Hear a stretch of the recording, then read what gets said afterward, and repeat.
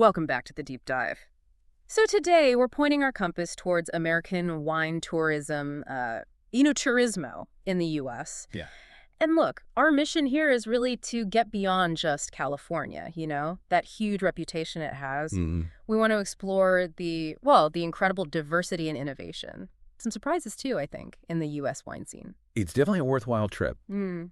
because, when you think about wine globally, the old world, France, Italy, they dominate, right? Sure, they're the classics. But the big difference, the thing that really defines the New World experience, it's how accessible it all is. Accessible how? Like Yeah. easier to visit. That, but also the whole attitude. It's this open door feeling. Wineries are often really interactive, focused on teaching you something. It's just, less formal maybe Yeah. than a lot of European places. Does that maybe explain why American wine sometimes connects quicker with, say, newer wine drinkers, that lack of formality? I think that's a huge part of it, yeah. The whole culture encourages you to just dive in, ask questions, and makes it less intimidating. Right. And then you layer on top of that the just incredible geological and climatic variety across the U.S. I mean, it's vast. A huge country, It's like this massive natural laboratory for terroir. That variety means pretty much any major grape can find a spot where it really thrives. Okay, so let's rewind a bit. How did the U.S. even get its seat at the top table? Because there was this, earthquake moment back in 1976, wasn't there? Oh, absolutely. The Judgement of Paris. You can't overstate it. Tell us about that. Well, up till then, the wine world hierarchy, totally French-dominated, unquestionably. Like Bordeaux, Burgundy, that was it. Exactly. And this blind tasting, organized in Paris by an Englishman, Stephen Spurrier, put California's best Chardonnays and Cabernets up against these huge French names. And the Californians won. They didn't just win, they beat top Burgundy and Bordeaux. It sent shockwaves. Total disbelief in France, euphoria in California. Wow. Which wines were they? The ones that sort of became symbols of this American arrival? So the world suddenly learned about Chateau Montelena Chardonnay and Sag's Leap Wine Cellars Cabernet Sauvignon. Okay. And it wasn't just luck. It was proof that this unique American terroir, the soil, the climate working together, could produce wines that were world-class, complex, age-worthy. And that must have kicked off a huge wave of investment and, confidence, I suppose. Exactly. It opened the floodgates. People started taking American wine furiously on a global scale. So let's dig into that terroir concept more. How do the different soils actually shape the wine you end up drinking, especially thinking about the West Coast? Okay, let's start up north in Oregon, Willamette Valley. Yeah. Famous for Pinot Noir, right? Right, the Burgundy of America, some say. And a big reason is the soil. It's largely volcanic, these soils called Jory and Nikia. They're often reddish, quite deep. And what does that do for the Pinot? It gives it this elegance, a kind of silken texture. You get these really complex aromatics, bright red fruit like cherry, but also this distinct minerality that's not just fruit. Okay, volcanic soil, elegant Pinot. Then you head south to Napa Valley. And boom, complete change. How so? Napa's built more on alluvial soils, stuff washed down by rivers over ages and clay, often much deeper, richer soils. Which means they hold water differently, provide different nutrients, and that translates into the kind of wine Napa is famous for: powerful, structured Cabernet Sauvignon, big tannins, dark fruit like Cassie's, built to last for decades. Absolutely different profile from Oregon Pinot. Night and day. And then you go further north to Washington State, the second biggest producer, which is kind of amazing when you think about it. Because it's basically a desert, right? Parts of it. Large parts of the Columbia Valley, yeah. Yeah. It's arid. They rely heavily on irrigation, which actually gives growers incredible control. The soil there often loses this fine windblown silt. Very deep, drains well. Okay, so control via irrigation, but what's the climate doing? That's the real magic trick in Washington.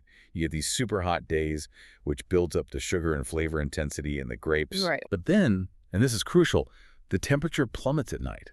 Really cold nights. And that does what? Locks in acidity. Exactly. It preserves the acidity, the freshness. So you get these really intense concentrated wines, Syrah, Cabernet, but they still have this vibrant backbone. They're not flabby. That balance is key to Washington style. That climate contrast is fascinating. Okay, perfect setup. Let's take a virtual road trip through these West Coast giants, starting with the big one, Napa Valley. Napa. Yeah, it's the icon, pure prestige. It really is the Kingdom of Cabernet Sauvignon. And it looks the part, doesn't it? The Oh, wineries. yeah. Luxury is the word. Meticulously farmed vineyards, yes, but also just stunning architecture. You've got everything from Tuscan-style castles to super sleek, avant-garde, modern designs. It's designed to impress. And even within Napa, there are differences, right? These AVAs, the subregion. Absolutely. It's not monolithic. You mentioned Stag's Leap earlier, that AVA is known for Cabernet with maybe a bit more elegant, smoother, silkier tannins. Hmm. But then you go to the valley floor, the heartland, places like Rutherford and Oakville. That's where you find the real powerhouses. Intense concentration. And that Rutherford dust thing people talk about, what is that? It's this subtle characteristic. Some people describe it as a fine, sort of dusty cocoa powder texture or flavor, maybe a hint of dried herbs or tobacco leaf. Hmm. It's hard to pin down, but it's considered a signature of Rutherford Cabernets. A sense of place. And food pairings in Napa are pretty serious business, too. Definitely. These are big wines. They demand robust food. Yeah. Think perfectly grilled steak. The fat just melts into those tannins. Or really good local artisan cheese, like some of the aged cheddars from Cowgirl Creamery. Serious stuff. Okay, now let's just hop over the Mayacamas Mountains to the west. Sonoma County. It feels different immediately, doesn't it? Totally different vibe. If Napa is focused and polished, Sonoma's sprawling, more diverse, maybe a bit more rustic, authentically farm to table. Less glitz, more dirt roads. Kind of, yeah. You see fewer grand estates and more working farms, winding roads, especially near the coast. It just feels more laid back. And the wine styles reflect that diversity, too. Huge contrast within Sonoma itself. Massive. Hug the coast, you're in the Russian River Valley, super foggy, cool, perfect for delicate, high-acid Pinot Noir and Chardonnay, really bright, crisp wines. Okay. Then drive maybe 30 minutes inland to Dry Creek Valley. Suddenly it's hot, way hotter, and that's Zinfandel country. Big, ripe, peppery zins. Wow. Big shift. And then Alexander Valley, known for maybe slightly softer, plusher Cabernet than Napa. So yeah, Sonoma is all about that variety. And the food follows lots of fresh goat cheese, amazing mushrooms when they're in season, very local. All right, heading north again. Oregon. Back to the Willamette Valley, the heartland for Pinot Noir. Yeah, the comparison to Burgundy is often made, and for good reason. Cool climate, wet winters, similar latitude. You've got a real focus on sustainability there. Right. Huge. Organic, biodynamic farming. It's not just a trend there. It's deeply embedded in the philosophy of many of the best producers. Real commitment to the land. And those specific AVAs within the Willamette, they matter. Like Dundee Hills versus Eola Amity Hills. They really do. Dundee Hills, with that Jory volcanic soil we mentioned, often gives Pinot with a bit more spice, redder fruit. Eola Amity Hills is typically cooler because of wind coming through a gap in the coastal range, the Van Duzer corridor. So the wines often have this really bright acidity, more minerality, maybe darker fruit. You really can taste the difference between the subregions. And if you're visiting, what's the go-to food pairing? Oh, classic Oregon. Pinot Noir with wild salmon. The acidity cuts through the richness beautifully. Roast duck is another fantastic match. It just works. Okay, final West Coast stop. Yeah. Washington State, the desert surprise. Still blows my mind it's the #2 producer. And yeah, doing it mostly in the desert, Columbia Valley, with irrigation is a feat of engineering and viticulture. Built on that unique soil and climate combo we talked about. Exactly. The deep, lacuous soils, the big temperature. Swings, hot days, cold nights. That's the recipe. And the key AVAs there. Walla Walla, Red Mountain. Yeah, Walla Walla Valley has a great reputation, especially for Syrah. Often elegant, complex, sometimes compared to northern Rhone styles. Okay. Red Mountain is much smaller and hotter. It's known for really dense, powerful, tannic Cabernet Sauvignon and Merlot. Wines that need time but can be spectacular. And if you want to visit Washington wine country, You've got options. There's Woodinville, just outside Seattle. It's like this hub with dozens of tasting rooms from wineries all over the state. Super convenient. the urban option. Right. Or you make the drive east, maybe 3-4 hours, to Walla Walla itself. It's a really charming small town, very wine-focused, more immersive. That geographical tour really underlines how much the place, the terroir, shapes the final wine. Let's focus on the grapes themselves now. How do America's star players express themselves differently here? Okay, let's start with the king, or queen, Cabernet Sauvignon. Napa's signature. Exactly. American Cab, especially from California, is often about opulence. Big, dark fruit cassis, blackberry layered with things from oak aging, like cedar, maybe tobacco, sometimes a hint of mint or eucalyptus. Powerful structure. built to impress. Then we should mention that rule, right? The 75% thing. Yeah, good point. Important for understanding labels. In the U.S., generally, if a wine bottle says Cabernet Sauvignon, at least 75% of the grapes in that wine have to be Cabernet Sauvignon. That's the federal rule for varietal labeling. Okay. What about Zinfandel? Feels very American, even though its roots are elsewhere. It really does embody that bold American spirit, doesn't it? Zinfandel is typically robust, can be quite high in alcohol, bursting with dark fruit, think of blackberry, plum jam, often with a distinct black pepper spice. And it's actually Croatian originally. Yeah, the grape nerds finally figured it out. DNA testing showed it's identical to a Croatian grape called Kozginac Kaštelanski. It's the same as Primitivo in southern Italy. But Zin feels like its own thing in California. We touched on Pinot Noir's regional differences. Can you sort of sum up that contrast again? California versus Oregon. Sure, it's a really defining split. Mm. Think Russian River Valley and Sonoma. The fog means it's often silkier, maybe more generous, with the fruit up front, ripe cherry, raspberry, sometimes cola notes, subtle spice. Okay, fruity, silky. Then head north to Willamette Valley in Oregon, often more delicate, maybe more ethereal. Tart cherry, cranberry, definitely more pronounced earthy notes, maybe forest floor, sometimes mushroom. It really speaks of that volcanic soil and cooler climate. More savory, perhaps. Fascinating. And Chardonnay. That grape seems to show two totally different faces in the U.S. It really does. It's like ground zero for stylistic debates. On one side, you have the leaner, crisper style, often from cooler spots like the Sonoma coast. Minimal or no oak, high acidity, lots of citrus, and green apple. Think American Chablis almost. Right, the unoaked style. Then you have the other end of the spectrum, the big, rich, buttery, oaky style that really became the iconic American Chardonnay for a long time, often from Napa or warmer parts of Sonoma. That buttery character comes from. Malolactic fermentation, a secondary fermentation that converts sharp malic acid to softer lactic acid.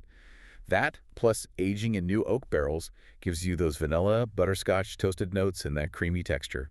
Love it or hate it, it's a classic American style. The West Coast is dominant for sure, but the really exciting stuff for people exploring might be these other regions popping up. Let's go east. New York State. Yeah, New York's doing great things, especially with cool climate grapes.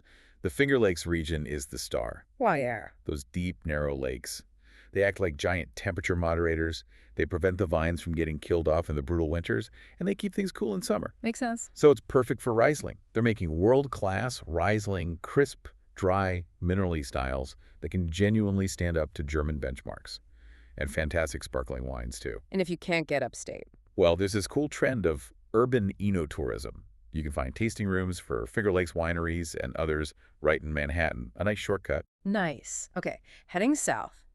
Virginia. There's history there, right? With Jefferson. Oh, yeah. Deep history. Thomas Jefferson was obsessed with growing European wine grapes, Vitis vinifera and Monticello. He tried and tried repeatedly. The climate, humidity, local vine diseases, they just couldn't get them established back then. But his passion kind of laid the groundwork, the inspiration for the modern Virginia wine industry. And what are they succeeding with now? Viognier is a real standout, that aromatic white grape, big apricot, peach, floral notes. It does really well there. And also Bordeaux varieties, particularly Cabernet Franc and Petit Verdot, often blended, making some really elegant reds. And pairings. What works with Virginia wine? Think local. That aromatic Viognier is amazing with Chesapeake Bay oysters or crab cakes. And the Cab Franc, which can have a nice herbal edge, is great with Virginia's famous cured country ham. Okay, now for a real challenge. Texas. It gets incredibly hot there. How do they even make wine? They lean into the heat. Instead of trying to force cool climate grapes, they've embraced varieties that thrive in hot, sunny conditions. Think Mediterranean grapes. Like what? Tempranillo, like in Spain. Sangiovese, like in Italy. Even some Rhone varieties, maybe Mourvedre. They're finding grapes that can handle the Texas heat and still produce balanced, flavorful wines, often quite robust reds, sometimes with leathery or spicy notes. And the cultural connection there is brilliant. It's perfect, right? Yeah. Texas Hill Country wine and Texas BBQ. It just makes sense. Imagine a big, bold Tempranillo cutting through the richness of some slow-smoked brisket. It's designed for that lifestyle. Totally different from Napa luxury and delicious in its own way. Love it. One more surprise. Michigan, up north by the Great Lakes. Yeah. Similar to the Finger Lakes, the Great Lakes have a huge moderating effect on the climate, especially near the shores. It allows them to grow cold, hardy grapes. Mostly whites. Mostly whites, yeah. Yeah. Riesling again, Pinot Gris, Pinot Blanc. Crisp, aromatic whites do well. But they have a real specialty too, don't they? Ice wine. It's a niche, but they do it really well in certain areas. Grapes are left on the vine deep into winter until they literally freeze solid. Seriously? Yeah. Then they're harvested and pressed while still frozen. The water stays behind as ice crystals, so you get this tiny amount of super concentrated, incredibly sweet juice. Wow. What does it taste like? Intense honey, apricot, maybe mango or pineapple notes. Very rich, very sweet, but usually with good acidity to balance it. A real treat, often expensive because it's so risky and low yield. Okay, this tour has covered a lot of ground. To wrap things up, let's give our listeners some practical takeaways, tips, key terms they need to know. Absolutely. Let's make it useful, whether you're planning a trip or just navigating the wine aisle. First off, timing. When's the best time to actually visit these places? Well, for excitement, you can't beat harvest time, usually September, October on the West Coast. It's called Vendimia. Lots of energy grapes coming in. You might see the crush pad in action. It's busy, though. And if you want quiet, Winter. January, February. It's much slower. Tasting rooms are less crowded. You often get more personal attention, maybe chat with a winemaker. It's a different vibe, but really nice and intimate. good tip. What about etiquette? Things to know before you go tasting. Okay, couple of key things. Yeah. First, reservations.